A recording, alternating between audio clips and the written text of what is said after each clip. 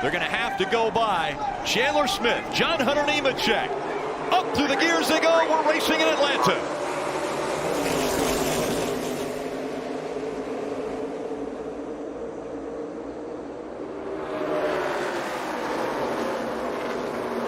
It's good organization on the outside. John Hunter Nemechek lost his partner. He's down there by himself down the back straightaway. Yeah, he's going to need some help. He's going to try to side draft that outside lane and try to get some help coming from behind. But you can see, as together as that outside lane is, it's going to be a huge advantage. But now they've gotten to the bottom, John Hunter has somebody to follow. The 8 of Josh Berry decided he was going to move down and challenge for the lead early. Across the stripe, separated by about 1/100th of a second.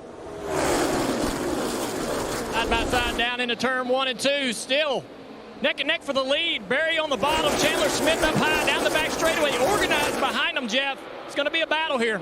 Yeah, it's just no help with that inside line. John Hunter just cannot pull up to Josh Berry. Now he's starting to come up just a little bit, but John Hunter just can't close the gap.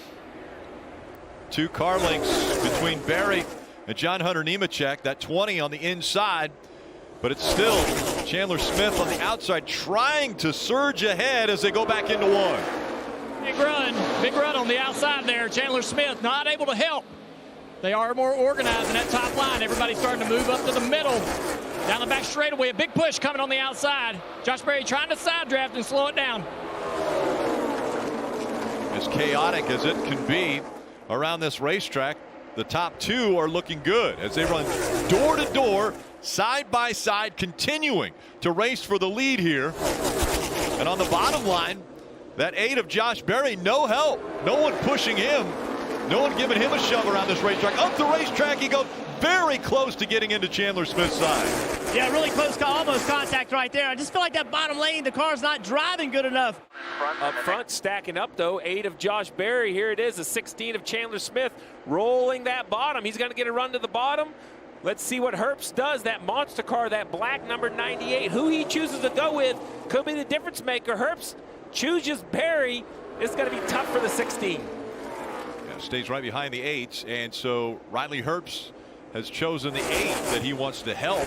Now can he take second back over? Sure enough, Chandler Smith drops back. He's going to lose third even. John Hunter Nemechek goes by him of Josh Berry. Not going to be able to do it as Berry surging back in front on the outside.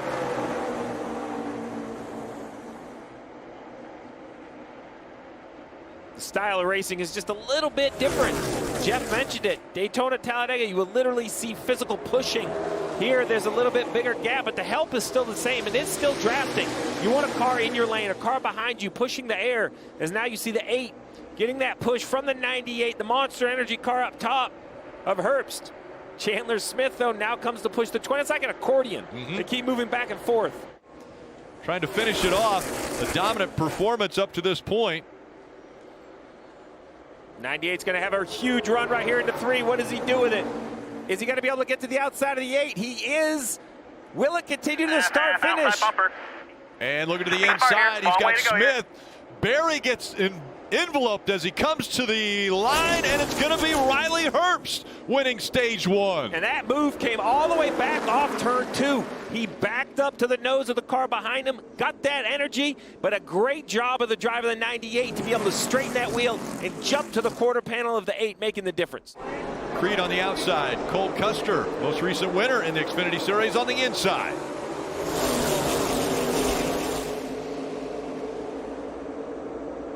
Be very careful as you see them fan out. Remember, the white and red line on the inside of the track is out of bounds. Like at Daytona, you cannot go below it to advance your position. The outside line working well together. Sam Mayer pushing Sheldon Creed. Ty Gibbs to the inside. Remember, they had an issue. Tire getting away from them, but he's been able to work his way up now into the top 6. Right behind the 39. Back here. 4 wide. Real close. Close there. Jed Burton in the 45 car almost clipped. Under 5 laps to go in stage 2. Walk together outside of you now. Your top of the 39, 1.5 to your help.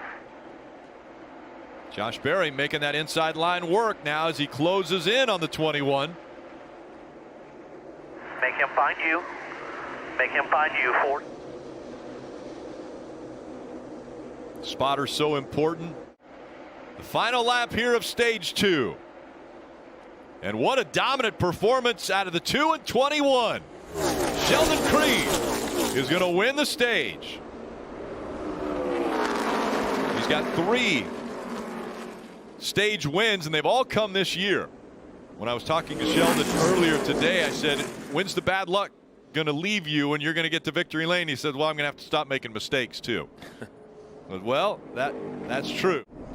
So now up front, Joe Graff Jr. in the 38 on the outside. Get ready, green flag, green flag. Justin Haley in the 10. Familiar with running up front in this style of racing.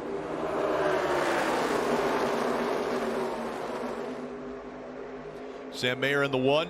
That second car on the high line. Oh, we got a car on the fence there on the outside line. Looked like the 19 of Ty Gibbs might have got up a little high there. Out from underneath the right side of the 19. He's going to try to get down. Oh! Pit road, but a big wreck. Ryan Sieg is involved. The 1 of Sam Mayer sneaks through. The 78 also there. Anthony Alfredo. The 2 is in it. Sheldon Creed, we just heard he had to go to the back. Look at the damage to Ryan Sieg's 39.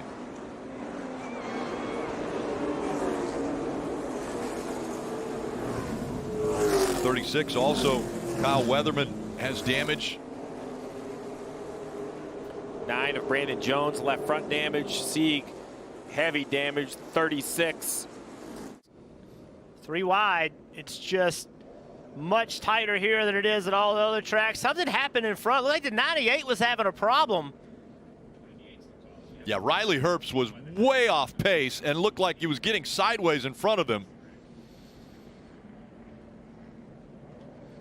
See that again. And Riley gets loose And lifts. and he's even looser. I wonder if he's got a left rear tire down. He does. He's got a left rear tire flat. So coming around there the lap before, the 19 has a tire issue. I wonder if they are running over something, possibly running over something that cut the left rear tire on that 98 car. And possibly the 19, as you Right. mentioned. Yeah, so could be something on the racetrack up there. With this final stage, 67 laps remaining. John Hunter Nemechek on the inside, on the outside, working that high line. Colleague cars, first, second, and third on that outside line, being led by the 10 of Justin Haley. Daniel Hemrick in the 11, right on his back bumper. Big push from the 21 there to the back of Nemechek. Have they got this 20 car? Nemechek's more comfortable to where he can handle that kind of a push. Backing up a little bit to Haley. Packing up these cars behind him, and he's trying to create a run right here. Jumps to the outside. Haley blocks it, now to the inside. Can he clear? Haley's got the help and his teammates behind him. 3 colleague cars. I just didn't like that move. I just think it was a desperation move. You got 3 colleague cars right there running together. You know they're not going to help you. Whoever gets the best push and can push the car out front clear, that's going to determine, I believe. It's overtime, presented by Credit One Bank. Nemechek on the inside. Haley on the outside. No help for Haley. They're running out of gas behind him. That's absolutely right, Rick. We have a car out of gas that ruined the run on the outside lane. Some falling back, some moving forward. Now John Hunter Nemechek has a car length in front of Daniel Hemrick in the 11. Daniel Hemrick with a big run. Off. Keeping the 11. Can't find a Don't way let 'em beat you around. up. Stay splitting it. Stay straddling it. John Hunter Nemechek hugging the bottom of the track. Nemechek is going to win in Atlanta. Come on. Yeah! Attaboy, buddy. Good job.